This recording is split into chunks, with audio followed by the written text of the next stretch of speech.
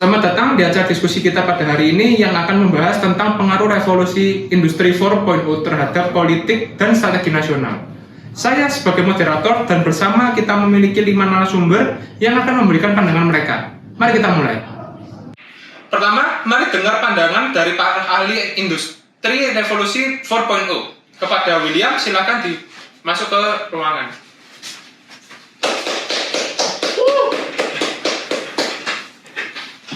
Baik, jadi pendapat Bapak tentang kemajuan revolusi industri 4.0 di dunia sekarang ini gimana?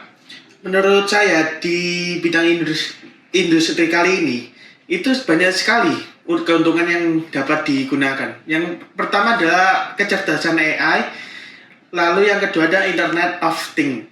Dari kedua itu kita dapat membuat pekerjaan sehari-hari menjadi lebih mudah dan menyebarkan informasi secara cepat dan tepat. Pak, kan Bapak itu kan ahli revolusi industri 4.0. Nah, habis ini itu akan ada pendapat politisi tentang kemajuan revolusi industri 4.0 dan dampaknya terhadap dunia politik dan strategi nasional. Mari kita saksikan dulu videonya sejenak. Saya, sebagai politisi dalam era revolusi industri 4.0, politik dan strategi nasional harusnya beradaptasi dengan perubahan teknologi. Pemerintah perlu menghadapi tantangan baru dalam hal keamanan cyber, regulasi teknologi, dan perlindungan data pribadi. Menurut saya, strategi politik di Indonesia sudah cukup bagus, ditambah lagi dengan adanya AI yang sudah mulai digunakan untuk beberapa bidang pemerintahan. Contohnya seperti tilang elektronik. Dengan adanya kemajuan ini, saya berharap negara kita dapat semakin berkembang ke arah yang lebih baik lagi. Nah, tadi kan kita sudah menyaksikan sebentar Pak William terhadap pendapat salah seorang politisi. Nah, menurut Bapak ini pendapatnya dia tuh gimana nih terhadap industri 4.0 atau Bapak tuh punya pandangan lain atau gimana? Menurut pandangan saya yang tadi disampaikan oleh politisi tersebut itu sudah cukup benar. Tapi yang harus digarisbawahi adalah peran pemerintah dalam mengedukasi masyarakatnya agar teknologi ini tidak digunakan secara semena-mena atau digunakan untuk kejahatan. Maka dari itu peran pemerintah adalah ini harus memperketat tentang aturan perundang-undangan yang berkaitan dengan teknologi tersebut, lalu serta melakukan edukasi kepada masyarakat terutama pada daerah pedalaman agar tidak sampai kena kejahatan cyber ini. Lalu yang kedua itu tentang keamanan cyber. Pemerintah ini sempat beberapa kali mengalami kebocoran data. Maka dari itu pemerintah harus memperketat tentang keamanan cyber ini agar tidak terjadi kesalahan yang sama. Nah, berarti kalau menurut saya itu yang harus diperkuat juga adalah tentang UU ITE ya Pak ya? Tentang regulasi terhadap teknologi yang sudah ada. Kan pendapat dari salah seorang ekonom ternama yaitu Mas Aziz. Kepada Mas Aziz dipersilakan masuk.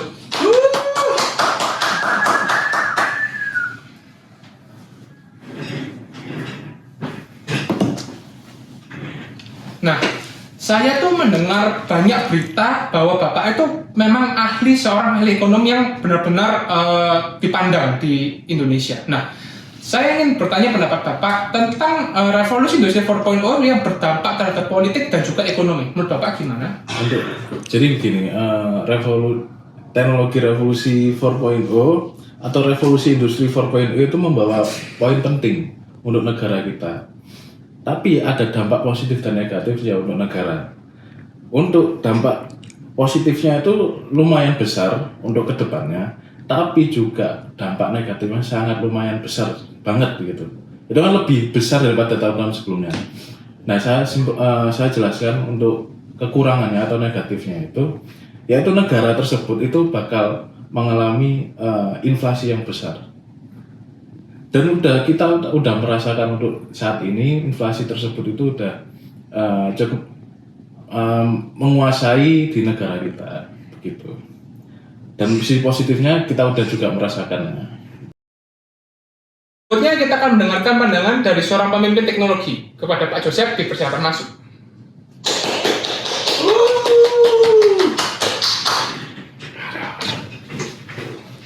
Nah, Bapak itu kan expert di bidang teknologi. Menurut Bapak, gimana nih dampak teknologi industri 4.0 terhadap dunia politik? Menurut saya dalam dunia politik itu dibutuhkan apa yang namanya 4.0 sendiri, karena 4.0 itu membantu bagaimana dunia politik itu bekerja, dan dalam seiring waktu pasti dalam dunia politik itu akan turun ke dalam masyarakat itu sendiri, sehingga masyarakat itu lebih terbantu dalam hal bekerja dan mendapatkan informasi-informasi yang baru. Dan menurut saya sendiri pemerintah itu wajib untuk membantu masyarakatnya dalam memaksimalkan dari AI ini. Thank you. Jadi menurut saya, pandangan Bapak itu pemerintah dan sektor swasta itu harus bekerja sama untuk menghadapi tantangan dan memaksimalkan revolusi industri 4.0 ya Pak? Ya, benar. Terakhir mari kita dengarkan pendapat dari seorang anggota masyarakat. Kepada Pak George, silakan masuk.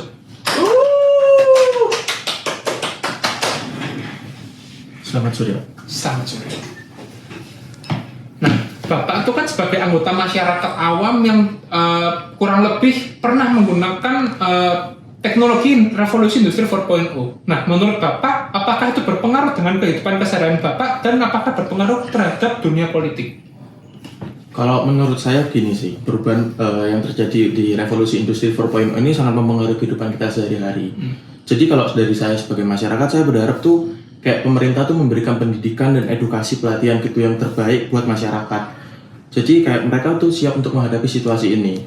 Selain itu juga partisipasi publik, kebanyakan orang tuh juga proses pengambilan keputusan dalam menghadapi ini juga harus sangat penting juga gitu sih.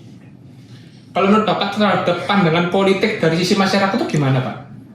Seperti yang tadi saya bilang itu tadi, kalau menurut saya mereka itu perlu diedukasi dulu terlebih dahulu sebelum untuk menghadapi situasi ini. Jadi begitu masyarakat kebanyakan menghadapi situasi seperti ini, mereka tuh udah bijak menanggapinya gitu. Oke, terima kasih Pak. Oke, setelah tadi mendengarkan pendapat para ahli, kita bisa menyimpulkan bahwa teknologi itu dan AI itu membawa dampak yang besar bagi dunia. Salah satunya membawa dampak otomasi dan Internet of Things. Sehingga dalam konteks politik dan strategi nasional, revolusi industri 4.0 mempengaruhi berbagai aspek kehidupan di masyarakat kita.